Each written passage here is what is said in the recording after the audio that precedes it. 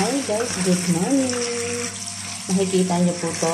Ito po ang tinatawag na alokbati. Bagong harvest ko po sa aking mga tanim. Napapakinabangan ko na po guys ang aking mga tanim. Ayan. Ang sarap-sarap. Ihahalo ko po to guys sa munggo. Yan. Simpleng ulam, simpleng gulay. Masarap po ito siya. Ang lalaki po ng mga dahon niya. Fresh po yan guys, fresh. Ayan. Kung sa Pilipinas to, magkano na to? Mas maganda pa yung tanim ko sa mga nabibili ko dito sa grocery. Ito talaga fresh talaga.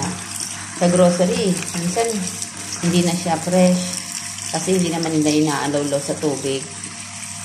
Ayan. Tara guys, yung mga nasa Pilipinas yan, magtanim na kayo ng munggo. Magtanim na kayo ng alokbate para may panghalo na kayo sa munggo. Bye-bye! Thank you for watching. God bless you. Mwah.